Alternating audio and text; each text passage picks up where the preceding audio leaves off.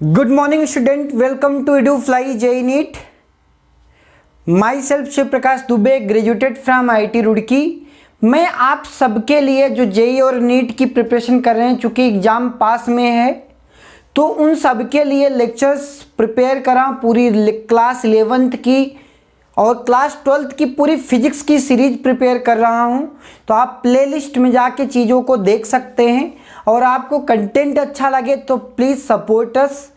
तो आज अपन बात कर रहे हैं सूडो कॉन्सेप्ट इन फ्रिक्शन की, कि जो सूडो फोर्स आपने पढ़ा है, जो किसी नॉन इनर्शियल फ्रेम में लगता है।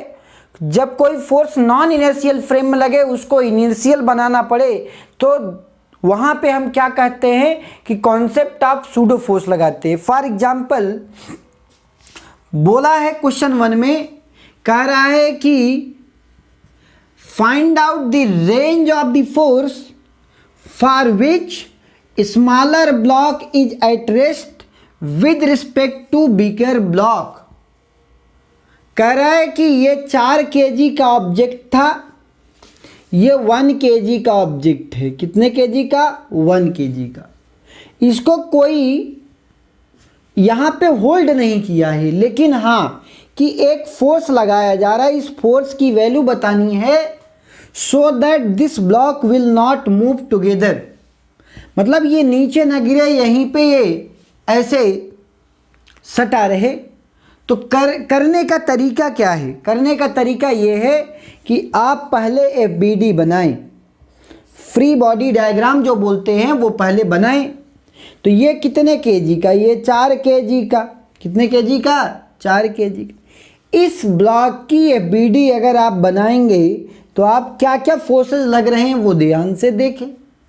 देखो, एक तो लग रहा है M इंटू जी, यहाँ पे मैं मार्क कर दे रहा हूँ, that is small m into g. ये capital M, this one is small m, let us suppose this is one is small m।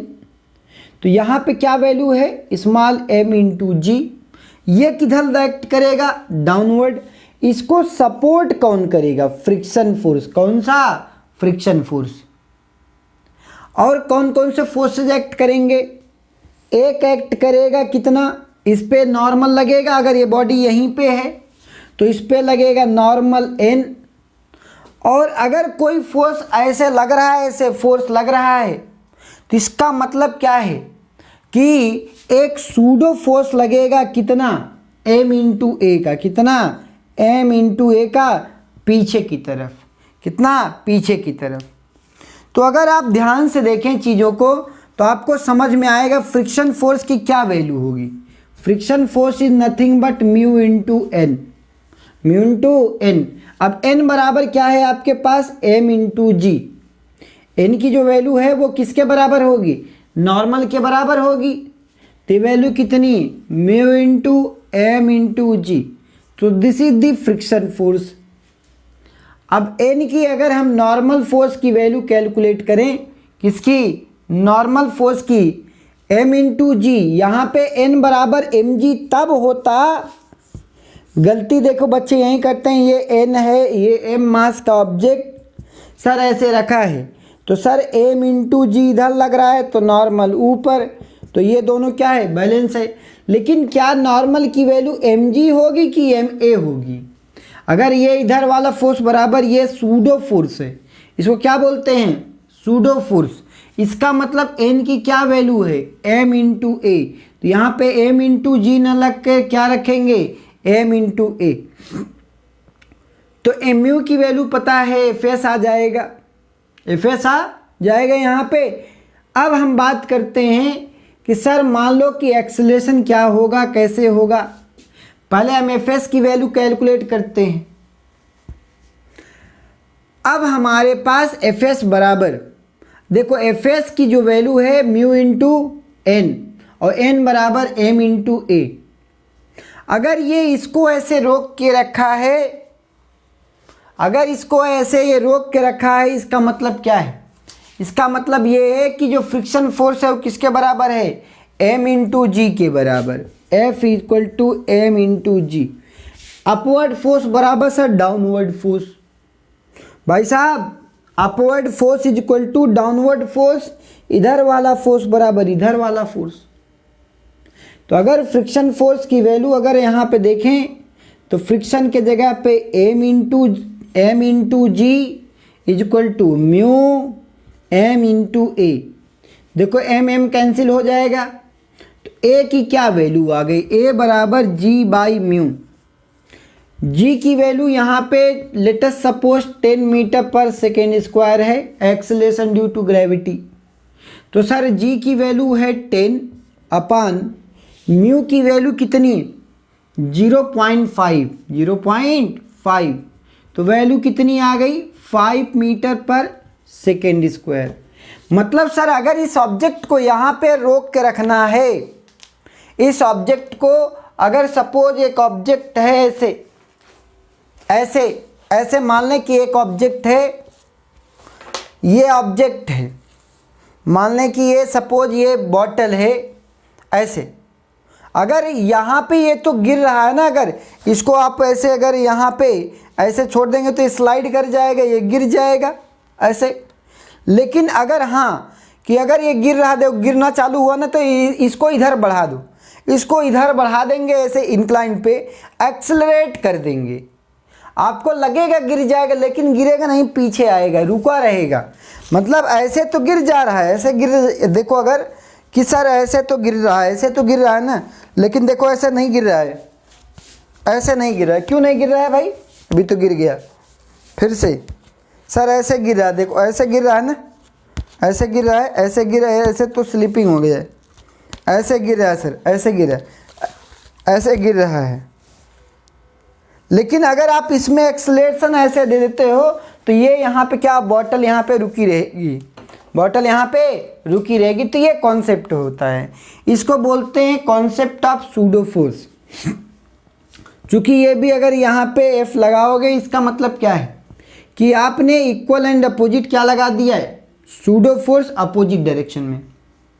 Alright, मतलब it is the minimum acceleration required is 5 metre per second square. 5 metre per second square का minimum acceleration चाहिए। अगर इससे कम acceleration हुआ तो body गिर जाएगी। तो बॉडी क्या होगी, गिर जाएगी सर। अब बॉडी ना गिरे इसके लिए क्या कंडीशन है कि सर हम ऐसे धक्का मारते चले जाएंगे, धक्का मारते चले जाएंगे, एक्सेलरेट करते चले जाएंगे। तो sir this is the minimum acceleration required so that this block will not fall down. इसका मतलब F इक्वल टू, अगर मैं फोर्स की वैल्यू निकालूं तो क्या हो जाएगा, कैपिटल M प्लस छोटा m इंटू ए।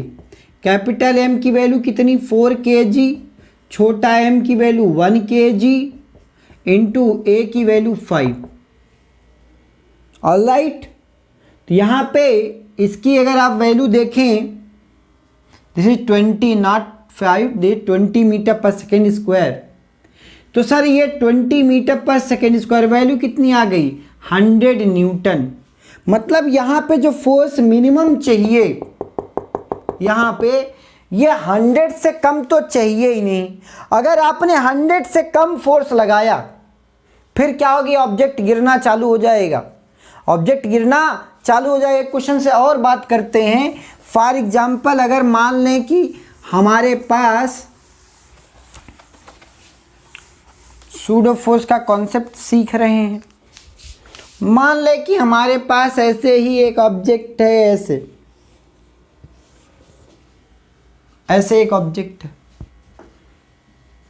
तो सर अगर यहाँ पे इसको रोक के रखना है, मान लो कि ये 2 kg का ऑब्जेक्ट, ये 8 kg का, ये 8 kg, फ्रिक्शन की वैल्यू 0.2।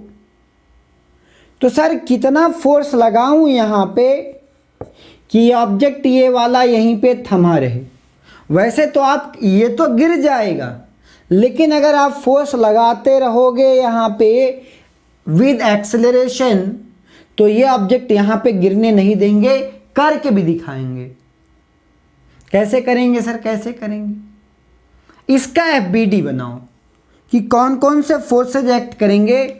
इसका अगर FBD मैं यहाँ पे ड्रॉ करता हूँ कि सर अगर इसको स्टेबल रखना है तो कौन कौन सा फोर्सेज एक्ट करेंगे सर? एक तो फ्रिक्शन फोर्स और दूसरा इसका वेट स्मॉल m इंटू जी, मतलब 2 kg का है तो 20 न्यूटन, 20 न्यूटन का ये फ्रिक्शन इसका wait.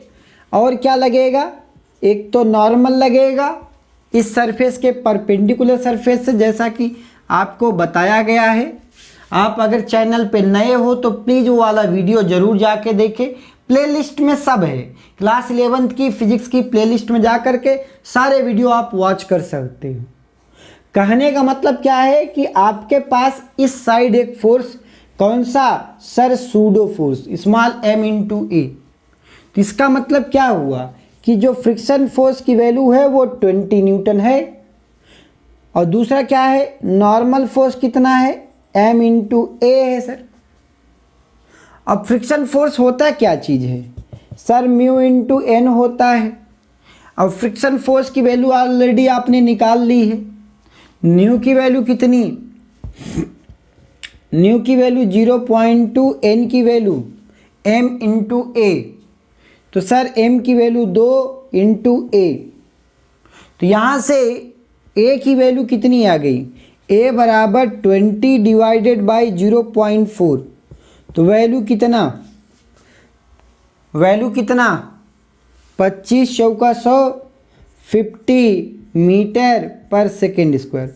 Sir 50 metre per second square का अगर एक्सेलरेशन हुआ, 50 मीटर पर सेकेंड स्क्वायर का अगर एक्सेलरेशन हुआ तब तो ये बॉडी गिरेगी। अब 50 मीटर पर सेकेंड स्क्वायर बहुत होता है, मतलब it's not a smaller quantity, बहुत बड़ी चीज़ है 50 मीटर पर सेकेंड। एक सेकेंड में 50 मीटर। सोचो कि अगर इस ऑब्जेक्ट को रोकना है ना, तो आपको यहाँ पे देखो कितना फोर्स आता है, बस आप वो कैलकुलेट करें। तो सर फोर्स की वैल्यू m इंटू, अगर इन दोनों ऑब्जेक्ट को ऐसे धक्का मारोगे तो m की वैल्यू 8 kg, इसके साथ ये भी टिका है, तो सर 8 + 2 इंटू 50, तो ये वैल्यू कितना? 10 इंटू 50, मतलब सर 500 न्यूटन का फोर्स।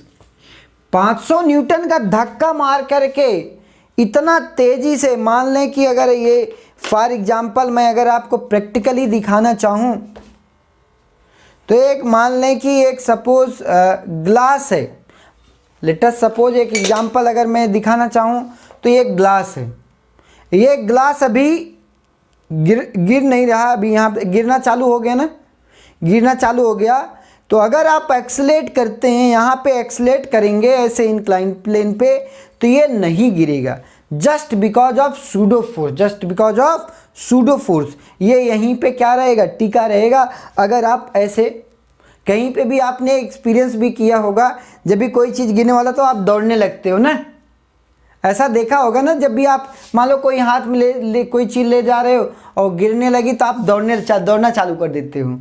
तो वो क्यों होता है? वो उसके पीछे रीज़न क्या है? उसके पीछे रीज़न यही है कि ताकि सूडो फोर्स लग जाए, पीछे एक सूडो फोर्स काम करना चालू कर दे और आपका ऑब्जेक्ट क्या हो जाए? वो स्टेबल हो जाए, स्टेशनरी हो जाए। इसके लिए आप दौड़ना चालू कर देते हो। कभी भी आपने फील भी किया होगा, कोई भी ऑब्जेक्ट अगर आप लेके जा रहे हो थाली में या किसी में, तो अगर वो गिरना चालू हो जाता है तो आप दौड़ना चालू कर देते हो। पर्पज वही होता है कि दिमाग काम करने लग जाता है कि अच्छा भाई अगर दौड़ूंगा तो सूडो फोर्स पीछे लगेगा तो वो ऑब्जेक्ट क्या हो जाएगा? स्टेबल हो जाएगा। तो यही कॉन्सेप्ट बेसिक सा है। This is pseudo force concept in friction. अब कुछ क्वेश्चन से बात करते हैं। जेई का आया है क्वेश्चन 2015 में, 2015। क्या बोल रहा है? गिवन इन फिगर, एक फिगर बनाया, correct 2 blocks A and B of weight 20 newton and 100 newton respectively. A का कितना? 20 न्यूटन वेट, इसका 100 newton weight. These are being pressed by against a wall by a force F as shown in if the coefficient of friction between the block is 0.1, मतलब इसके बीच 0.1 and between block B and wall 0.5, 0.15 क्या बोल रहा है? The frictional force applied by the wall on the block B is, frictional force इसकी value पूछ रहा है, इसकी वैल्यू कि एक बात बताओ कि कितना फ्रिक्शनल फोर्स अप्लाई करें। The frictional force applied by the wall on the block B is, इस फ्रिक्शन फोर्स की वैल्यू बताएं, ये पूछ रहा है। तो एक बात बताओ, आपने क्या इस टाइप के क्वेश्चन में आपने क्या सीखा? आपको अभी ये बताया गया कि सर ये वॉल है, ये स्टेशनरी है। अगर ये स्टेशनरी है तो कौन कौन से फोर्सेज एक्ट कर रहे हैं भाई? एक तो सर 100 न्यूटन का, दूसरा कितना एक्ट कर रहा है? 20 न्यूटन का। सर ये दो फोर्स एक्ट कर रहे हैं, एक इधर कितना 100 और इधर कितना 20। तो यहाँ पे कितना फोर्स, एक तो क्वेश्चन ये है कि फ्रिक्शनल फोर्स की वैल्यू बताएं। अगर इसको स्टेशनरी रहना है, इस ए और बी को स्टेशनरी रहना है, तो एक बात बताओ, जो फ्रिक्शन फोर्स की जो वैल्यू होगी दिस इज इक्वल टू क्या? Sum of this two. क्या? Sum of this two. Yes. तो सर यहाँ पे जो फ्रिक्शनल फोर्स की वैल्यू होगी this is W A plus W B के बराबर होगी। अब डब्ल्यू ए कितना? 20 न्यूटन प्लस डब्ल्यू बी कितना? 100 न्यूटन। डब्ल्यू बी कितना? 100 न्यूटन। तो आपके पास जो टोटल फ्रिक्शनल फोर्स की वैल्यू आई वो कितना आई? 120 न्यूटन। किसके किसके बीच? यहाँ पे। अगर इतना ये फ्रिक्शन प्रोवाइड कर सकता है तो ये ऑब्जेक्ट क्या, इसको आप तो एक्सलेट भी नहीं कर सकते सर, कि सर इसको एक्सलेट मारूं, यहाँ पे कुछ है नहीं, ऐसा तो है नहीं कुछ। तो सर यहाँ पे the frictional force is required is 120 Newton is the correct answer. समझ में आया सबको? जेई मेंस का क्वेश्चन है। और भी क्वेश्चन देखते हैं बेटे। ये जेई 2003 का क्वेश्चन है, जेई 2003 का क्वेश्चन है। कह रहा है the horizontal force of 10 newton is necessary to just the hold the block stationary against the wall. The coefficient of friction between the block and the wall is 0.2। The weight of the block is. मुझे इसके बारे में कुछ नहीं पता है। अगर मुझे इसके बारे में कुछ नहीं पता है, लेकिन एक इंफॉर्मेशन जरूर है कि इसको होल्ड करने के लिए 10 न्यूटन का, कितने? 10 न्यूटन का सर फोर्स जरूरी है। तो लेट अस सपोज ये मास जो है वो m मान लेते हैं। भाई साहब मास m मान लीजिए। अगर यहाँ पे मास m मानते हैं तो इसका जो भी फ्रिक्शन फोर्स होगा, फ्रिक्शन फोर्स की वैल्यू कितनी होगी? m इंटू जी। अपवर्ड इधर वाला जो फोर्स है वो किसके बराबर हो जाएगा? m इंटू जी। फ्रिक्शन फोर्स जो होता है सर वो m इंटू जी हो जाएगा, लेकिन सर फ्रिक्शन फोर्स mg तो हो जाएगा। लेकिन एक बात बताओ, अगर यहाँ पे ये लगा फोर्स इधर लगेगा तो नॉर्मल किधर लगेगा? यहाँ पे नॉर्मल ऐसे फोर्स लगाओगे तो इधर लगेगा, फोर्स अगर इधर लगाओगे तो सर नॉर्मल इधर लगेगा। तो फ्रिक्शन फोर्स की वैल्यू दूसरी म्यू इंटू एन बी होगी। अब सर m की वैल्यू मुझे निकालनी है, g की वैल्यू 10, म्यू की वैल्यू कितना दिया है? 0.2 इंटू नॉर्मल कितना रिक्वायर्ड है टू होल्ड दिस ऑब्जेक्ट? कितना? 10 न्यूटन। तो सर यहाँ पे 10 न्यूटन का फोर्स, तो सर m की जो वैल्यू आई कितनी? m की sir m equal to 0.2 kg। यहाँ पे पूछा था the weight of the block is, तो वेट ऑफ द ब्लॉक क्या होता है? W बराबर mg। m की वैल्यू 0.2, g की वैल्यू 10, तो वैल्यू कितना?